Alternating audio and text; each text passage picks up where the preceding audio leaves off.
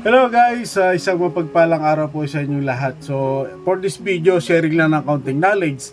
So for about sa ating mga computer, pag mabagal ang mga computer natin sa startup, meron tayong isang technique. So paisa-isa muna yung mga ituturo natin na counting technique. Pero sa mga susunod na mga video natin, iba pang natutunan natin, pwede natin i-share. So ganito lang gagawin natin. So open lang natin yung ating So guys, ganito lang po gagawin natin. Open natin yung ating task manager. Pagka open natin dyan, lakihan muna natin. And then punta tayo sa start apps.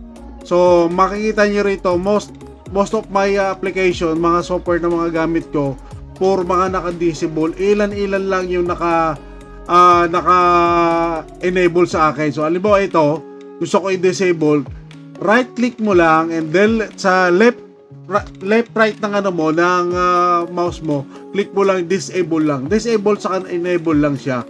So pag na-disable mo na yan, hindi na sasabay sa startup boot.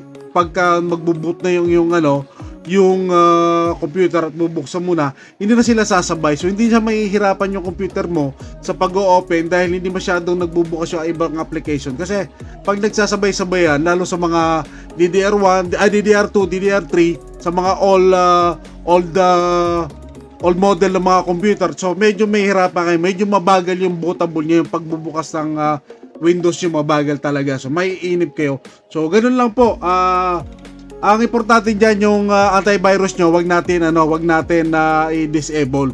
So the most of the application pwede nyo nung disable na yan dahil hindi naman masyado kailangan yan para pagbubukas sa computer nyo, mabilis lang din mga kapatid. So please, agad dito lang po, please follow, like and share. Maraming salamat po.